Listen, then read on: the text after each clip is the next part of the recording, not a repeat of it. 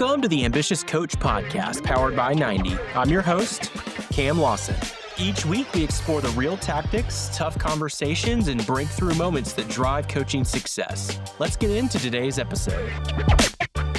We've got Kris Snyder with us today. He's the Chief Revenue Officer of 90, the founder of Impact Architects, and a professional EOS implementer. I truly don't know what you can't do. There's truly amazed at what you're able to accomplish with all the things on your plate. It is a truly remarkable thing to watch you. Very few could do that on a regular basis like you do. So tell me a little bit about the journey of how you've gotten to where you're at now with Impact Architects and the EOS practice, and then maybe even kind of building 90 in there. Kim, I'll step back even a little bit further if that's okay. And my kind of serial entrepreneurial journey, because I think that it's very similar to a lot of the coaches I've met where, I don't know what percentage or specifically, but I'll say 70+% of the coaches I've met over time have a similar serial entrepreneur, or at least they build a business, then they have an exit. And then once they have that exit, they're looking around going, what do I do next? Right? No matter how successful the exit is, if you're not, and most of us, if you're in your 40s, like I was, or in your 50s, like you're still not dead. Right? You still have energy, you still have contribution to give the world. And you're looking at that exit and going, gosh, now what do I do? Do I build something? Do I buy something? How do I spend my time? How do I continue to have impact and make a difference? And so for me, it was in 2018, I exited a company I built called Vox Mobile. It was time for me to exit. The company wasn't ready for the exit. It was ready to be operated. And I think of myself as a business builder, and had 200 and some employees. We had a market, we had a product. It just needed to run. Since then, I think it was maybe 18-ish months ago, we exited that company to private equity, but it was one of those moments where I needed a change. And so when I had my exit and I started to look around, I started to talk to friends and family and say, I'm considering building, buying, doing something again. I had a good friend who basically had started doing EOS, implementing EOS inside of his staffing recruiting business. And he asked if I would consider potentially, doing EOS implementation. Now, in that moment, Kim, to be honest, I didn't know what EOS was. I had heard of it, right? But in my prior business, we used Patrick Lencioni's Advantage. So for those who are not familiar, Patrick's mostly known for 5 dysfunctions of a team, death by meeting. He's got great books out there. He has a book called The Advantage, and it's really similar-ish to Traction. It talks about your strategic planning process, setting your goals, all that stuff. And that's really the methodology we had used at a prior business. So familiar with the frameworks, familiar with the process, but hadn't really been exposed to EOS. So in that consideration, went and did research, right? I think I probably talked to 30 or more implementers. I had a spreadsheet. This is in 2018, kind of Q2 timeframe. And my Colby is 7373. So I like facts, right? So I was just trying to understand, what is this life going to be like if I decided to pursue coaching and specifically doing EOS implementations? What's that mean? Right? Yes, I got to get clients, but what would my world start to look like? What are some of the opportunities, even adjacent opportunities that might be next to being an EOS implementer, being a business coach? So after those conversations with the EOS implementers, I think I probably talked to 50 plus leaders that had implemented EOS in their business, some self-implementing, some professionally being implemented. Still, again, trying to understand like what would all be involved in going down this path of being a business coach. And by July of 18, I decided that I was going to do the EOS thing. What I really loved about EOS was it's a known brand and name in the marketplace, because you could, Chris and Cam could go start our own. We could write a book, right? We could come up with, it's not rocks, it's gigantic boulders or something, right? We could change names but all these principles, frameworks, tool sets are really pretty much the same over time, right? Going all the way back to, Michael Gerber and E-Myth in the 70s, Vern Harnish and Scaling Up. Like, you just start to read these books and you're like, man, these are just repeat patterns, frameworks. And we'd like to talk about as concepts, tools, and discipline. They just shape it up a little bit differently.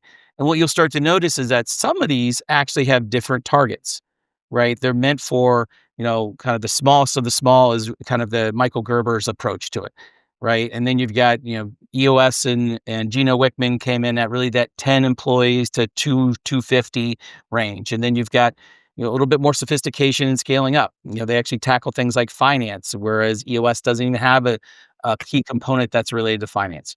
So I started to look at these and really with EOS, I was like, oh, I really love that entrepreneurial journey. I was in the entrepreneurs organization for 13 years, met a lot of entrepreneurs that way. And so I like that journey. I like the humans that are involved in building those sides of businesses. So EOS fit really well for me. And I didn't really I don't have a lot of interest in appetite and or ego around Kris writing a book and Kris going out to the world and saying, look, I've taken somebody else's system and tweaked it and look at this, right? Like, why? Gino did a great job. There's 7, 8 books in the Traction library.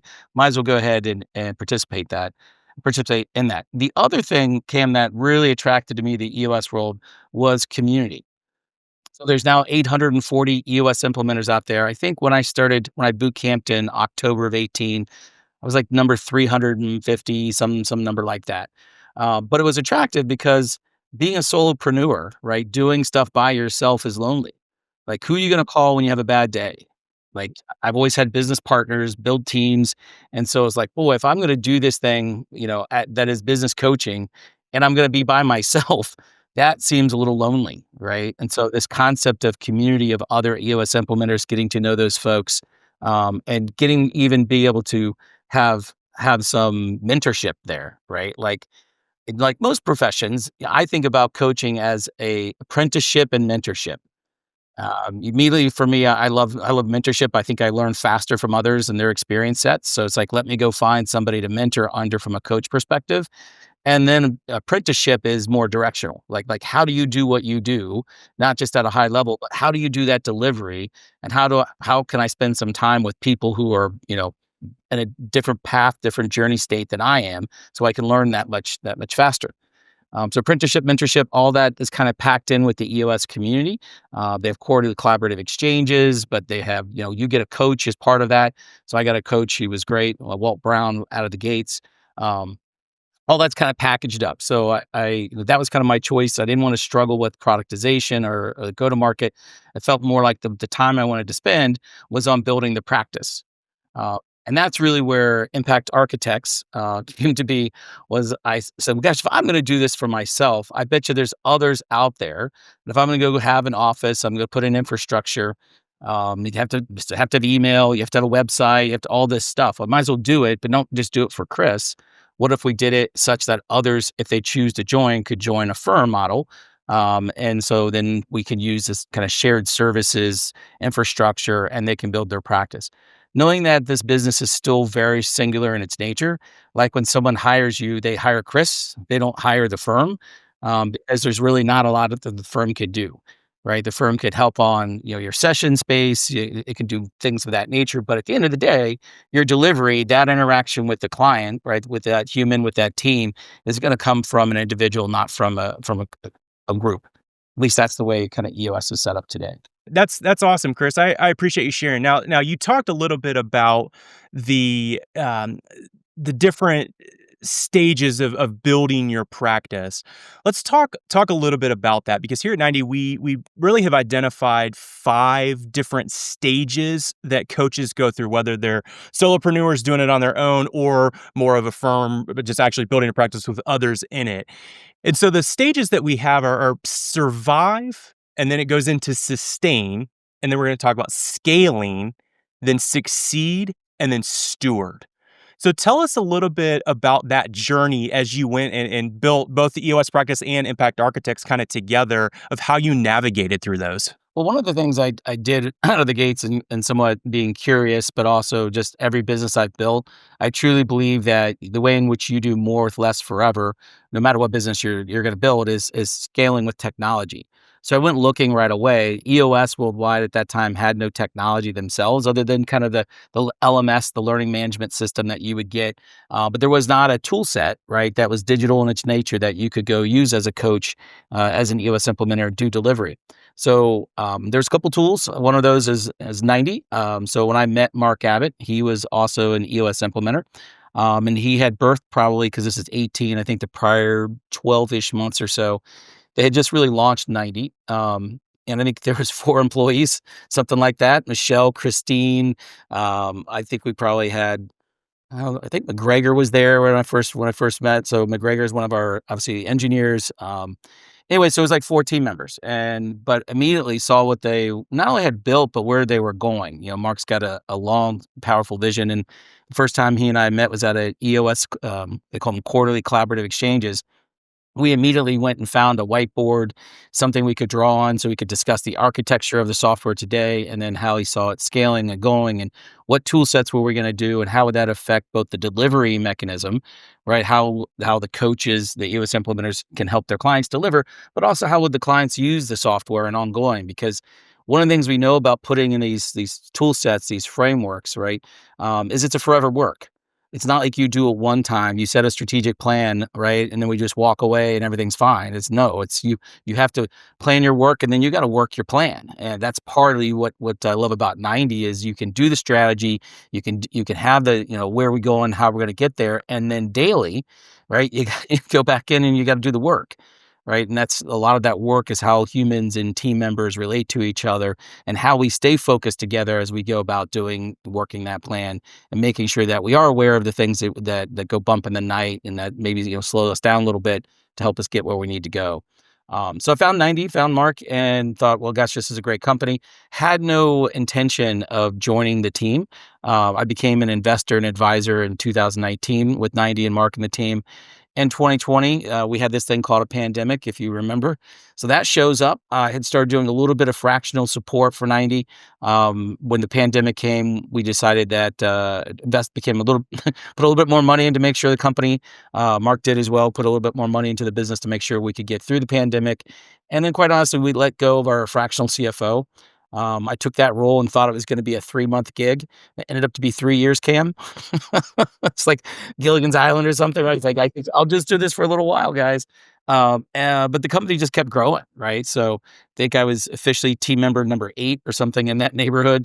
And today we're almost 200. And that role just from, hey, I'll do some fractional support on finances, I'll help fractionally support our building. We were very specific. Mark and I are very aligned on capital efficiency in building the company. Having raised a lot of venture debt, or not debt, both debt and capital, there's historically a lot of waste. People raise rounds and then they just start hiring lots of executives and leaders, and you just start to carry a lot of overhead. Well, we did a fractional approach, right, including Mark and myself, making sure that we weren't burdening the company with a lot of overhead and expense. So that's kind of how 90 just started taking off. And then over time, I was still building my practice. So Impact Architects is kind of the platform I was doing that from, but also spending time acquiring clients.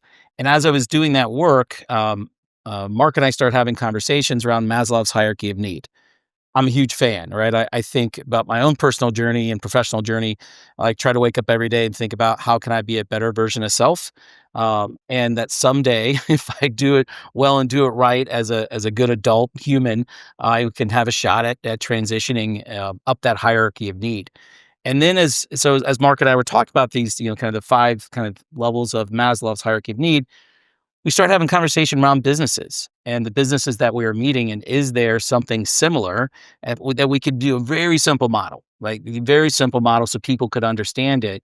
And that's how we got to kind of that first stage of survival, just like in Maslow's hierarchy of need. If I take away food and water from you, that's all you can think about, right? Because that need has to be met before I can take my time span capacity and start lifting it up and thinking about things differently.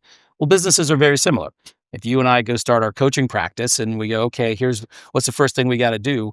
We got to figure out how to get some revenue in the door, right? Because if we all have bills and expenses and livelihoods to take care of, and if we don't have the opportunity to actually start bringing in some revenue, we're gonna have a problem, right? So we got to decide on the product for sure, like what line of business are we going to be in?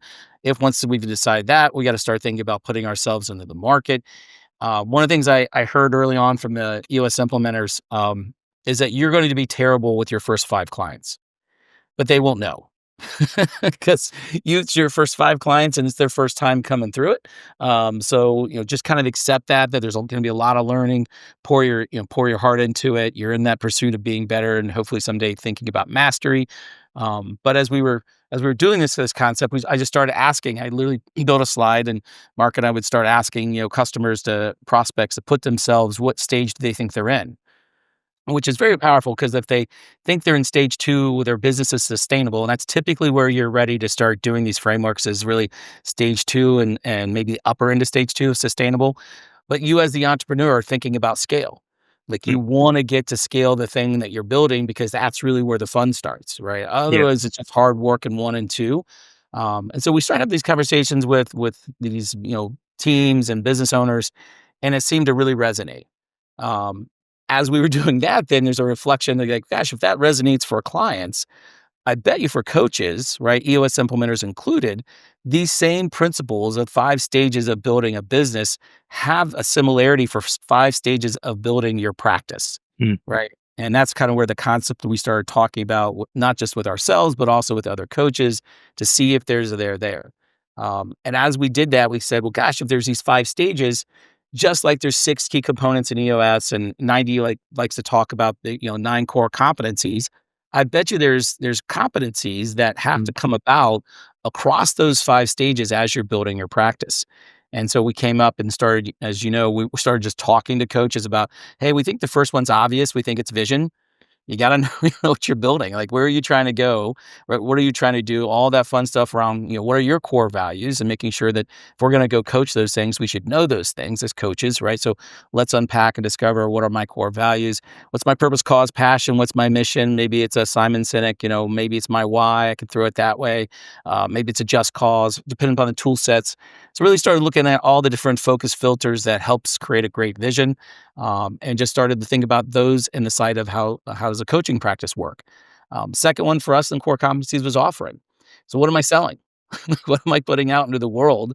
And if it's something that's well defined, like EOS from having a franchise, that's awesome. But often is that the only thing you're going to do?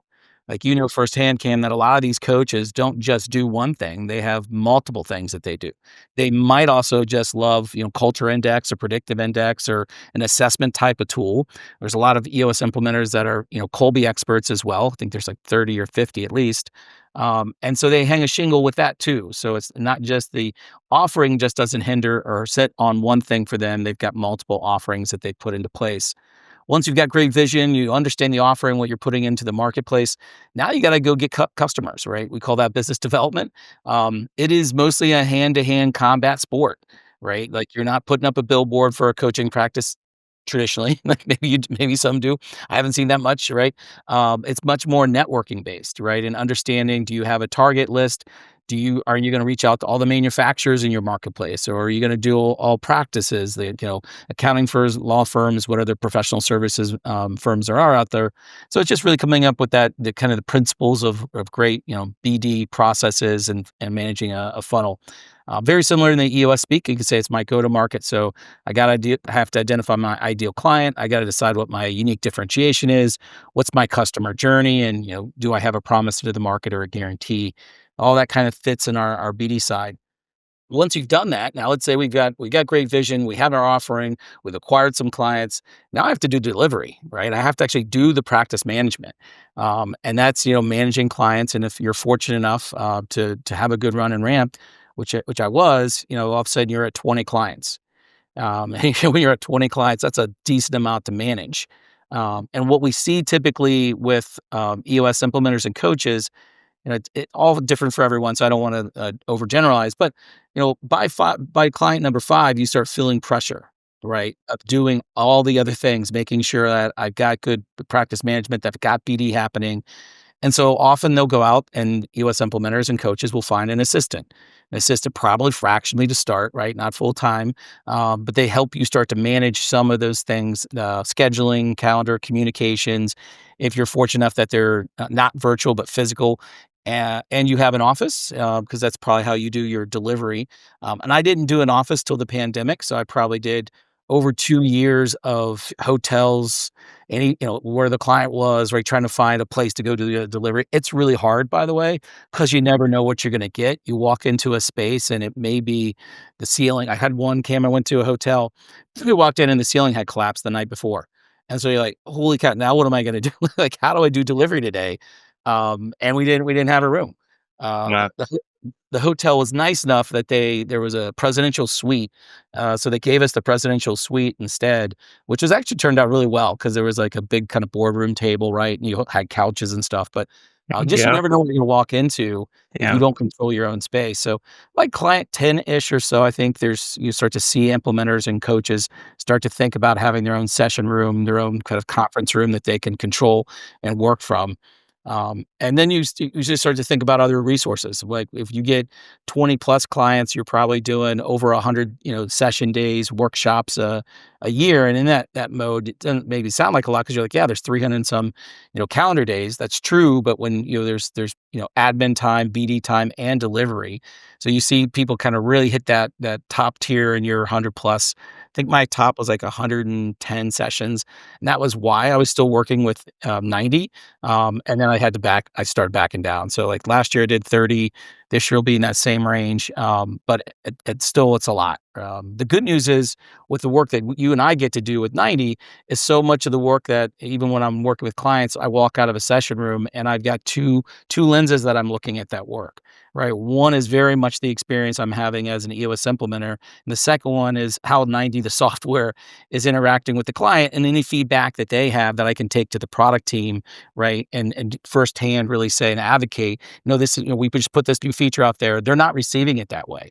The UI doesn't make sense to them, right? Like things like that. And yes, you can have a customer panel, but the kind of line from Hamilton, I love to be in the room when it's happening because I can trust it, right? It's not just an expression. It's actually something that I've seen kind of take life and take shape in real time. Yeah. And then, I mean, kind of finishing up with the last one with mastery, because it seems that some of these core competencies, I mean, as you're going through building your practice, I mean, it seems everyone we talk to, and 90 has the privilege of being able to talk to thousands of coaches. So we start to see trends. And the number one thing, especially whether it's a new EOS implementer or a new coach starting out, obviously is business development. How do I get that first client? And then that correlates with the survival stage, right? Because you're just trying to land that first client, keep the lights on, get that cash flow coming in. And so tell me a little bit about how you kind of progress through those competencies in relation to the different stage that you're in. Yeah, and I think you just mentioned mastery, and mastery kind of comes across most of those things. I think about it, it's a for sure a competency, but it definitely touches BD, it touches practice management, right? Really talk about your offering. Is there an opportunity to refine the offering? Well, I think that's coming across in mastery as well. Yeah. But mastery, what I love about it is it's not a, it's not a destination. It's not a place that we're going to get to. It's a thing that we pursue. And even when in every session that I do, and hopefully I think most EOS implementers do this, and probably hopefully coaches do too, is there's always a moment of reflection afterwards, right? Take a half hour, take an hour post session, even though you're mentally exhausted after 8 hours of facilitating, coaching, teaching, and just reflect, right? Like, what could I have done differently? What could I have done better to increase the value of that experience that team just had with me? And for me, that's really where the mastery starts to pull in. Um, it's funny. I practice, right? I think you should practice, and it sounds weird, right? But I just like when you do sales, you should role play. Like, how can you see the future before it happens? Well, you practice. The same reason that you practice your guitar before you perform. And I hope that other coaches are doing that too, right? Like before they step into the room when it's a live moment, that they're actually practicing. And it's going to sound silly, but when I first started off, my handwriting was terrible on a whiteboard. And I was like, holy cow, this is bad. This is ugly. Right. And so I had to practice like, how do I actually, because if the room's, a conference room, they need to be able to see it in the back. And I also Yeah. don't want to be embarrassed when I write letters out, right? Like so something as simple as that, but Yeah. it is experiential. Mm. And I do believe that, this is for a client when they forget about the expense to the coach, they're taking 5, 7 people out of a full day's worth of work to work on their business versus in it. And I think that needs to be almost flawless. Like that experience for them, as much as you can control for them with them, I think it's just something that we can be always asking, like, how could we do that to do that even better? And some of it simple things like starting to know we have this cornucopia, I think I'm saying it right, theory that when you're in a session room, all the water, soda, drinks, candy, like food, like your favorite snacks. We're just going to have everything there. Right. And part of that is it's like kids, you just kind of revert back to being kids. Like we had this session in last week and the Kit Kats were like a hit. It's like, all right, sure. I love Kit Kats. Good. Man, And Cullen, the coach that we worked with, he was very fit, and it was like healthy snacks. So, man, we should have hired you if you're bringing Kit Kats. That's awesome. well, but and we have fruit, and, we have There fruits, you go. and they wanted more grapes next time. That's great. We'll add that to the list, right? Mm, But you're curating an experience, I think is yeah. my driving point there. And I don't think it's about me, right? Mm, So even if I was, hey, I love candy, but they love fruit, it's not about me. So I'm only going to right. pick like what do they need? Like what do they want? And how do I help that experience that they're going to have? And again, these are some very fundamental, simple things. When you first start off, you don't worry about that as much, right? You're like in survival, you're like, hey, if I get them lunch, they're going to be lucky. Like that's what they're going to get, right? Uh, Right. and just trying to put that stuff together. So it Well, does.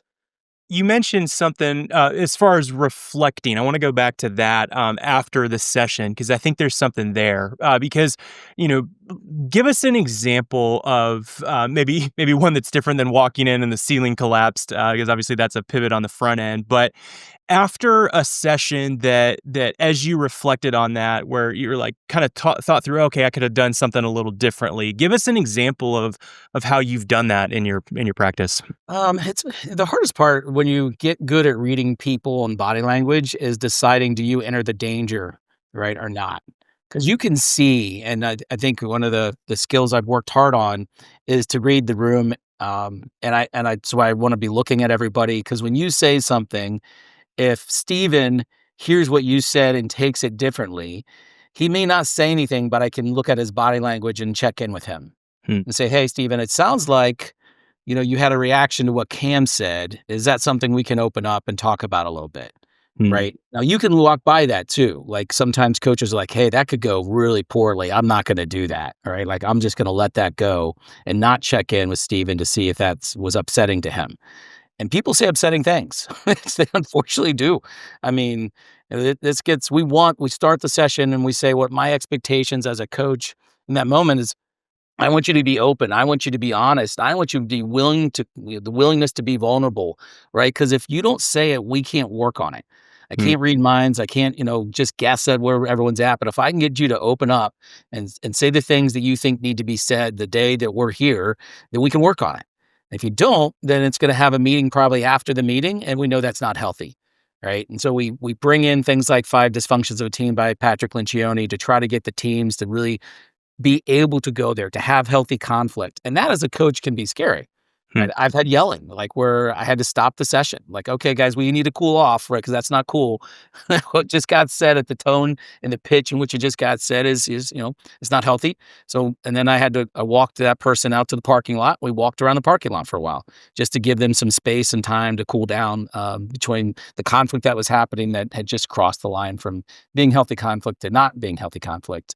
And there's probably there's a true art of understanding that limit where even if it's not call it an uncivil interaction, if you will, but where there's actually the team is just working through the emotions of heavy decisions and having that line of understanding that, okay, I'm going to let the team go, and then I'm going to jump in and interject to make sure we're back on focus. There's an art to that. Yeah, there certainly is, and we can only offer tools to help with that. And the first one that I think EOS does a great job of, and other systems have something similar, is just to really understand that it's just an issue. Remove the emotionality from it. It's just an issue, right? We don't attack people; we attack issues together. So let's just put it out there, and then we can figure out how to unpack it, solve it, right, and move forward on it. But let's remove some of the emotionality from it. And that doesn't mean because we are humans, right? That doesn't mean people don't have emotions around that issue, especially when it's related to them. And especially if it's related to their performance, like how are they performing for their organization? Are they actually, honoring their commitments and their accountability? And, when you put data to something like that, and now the team can see that that person's probably not contributing at the level they need to, maybe it doesn't mean they're not trying, right? They're just not able to contribute at that level. That's hard not to feel personal about that. And so we try to remove as much emotionality around it. We offer things like the story I tell myself. You've heard me say that a lot, right? Like hey, it's a story until it's true. Maybe it's not true, but here's Cam, the story I tell myself at this moment is this, and I can check in with you on that, right? I've had people ask, like, how did we start to figure out all these different phrases? I literally, Cam, have a list. I think I've maybe shared it with you in the past. It's probably about 200 phrases that I've picked up from other coaches, right? And EOS implementers, we share these things all the time. And I read those phrases before I go into a session room. Maybe not every time, but it's always good for me to go, hey, here's a good transition phrase. Here's a phrase that I think will help people pull back on the emotionality of it and be okay with how we're going to go work on that. So that's part of our mastery. It doesn't come from just, in inception. You have to actually start to, at least for me, it's like something I like to catalog because patterns repeat. Right. And if you're going to be seeing a repeat pattern, I did something that worked well last time. I want to think about how to apply that to future situations and circumstances. And that's just part of mastery as we go about it. Tell me this, in kind of closing this up, this is a question that I always am fascinated with, and I'm going to try to ask most of the guests that come on here. But if you were starting over with all the knowledge and experience that you have currently, what advice would you give, let's call it rookie coach Kris, as you were just starting out? What would you tell rookie Kris? Focus. Like I started setting up a couple different businesses at the same time as I was doing my EOS implementation. I set up, a fund and started like also investing in other businesses that I was, you'd find them through coaching, you'd like the business. So just like 90, I became an investor and advisor, had multiple businesses I did that in. And some of it was just because I like to have lots going on. But I think if the focus on the practice would have been there, and I have no regrets on how fast I scaled. I think it would have been better for me. And I think I would have gotten further faster with focus versus saying, hey, I could do a bunch of other things at the same time. And they're all kind of related. Let's go do, and see how we start to solve these problems. Yeah, I love that. And then last question here. What is a lesson you're in the middle of learning right now in this moment? BD. So business development is a forever work. We've talked about it in a Jim Collins flywheel kind of thing.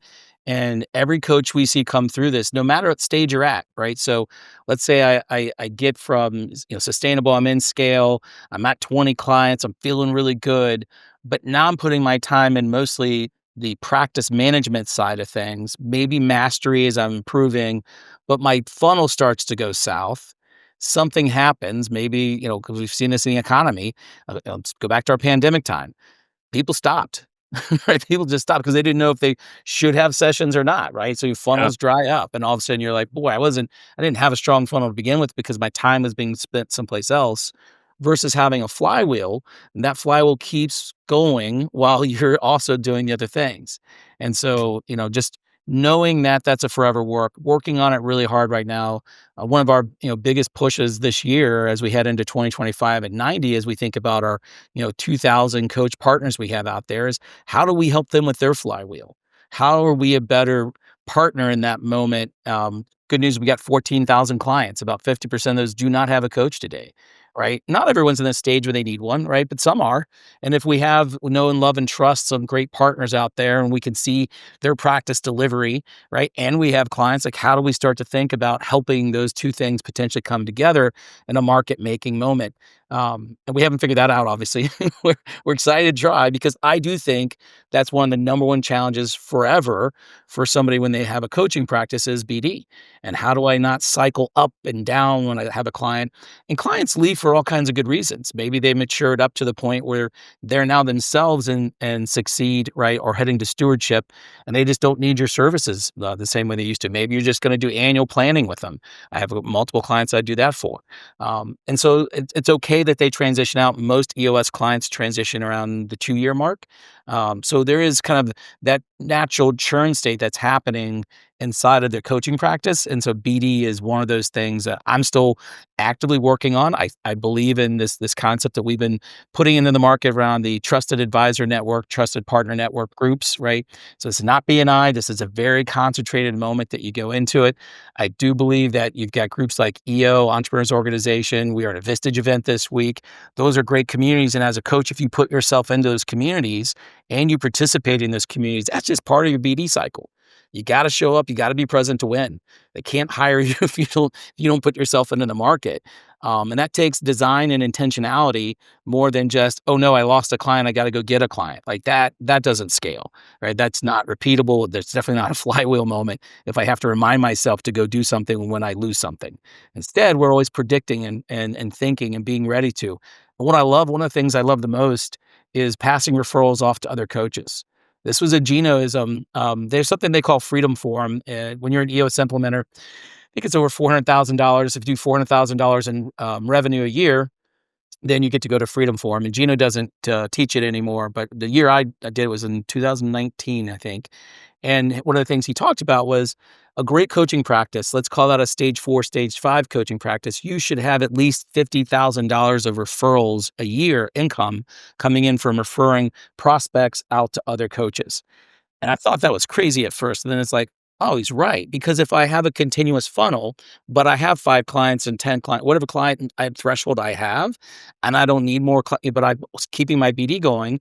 I did 2 referrals in the last 2 weeks to other EOS implementers, right? And what's great about that is hopefully they land that business, they win the business, and then they give you referral feedback, right? Because it's good incentive because you have to keep doing all that BD work.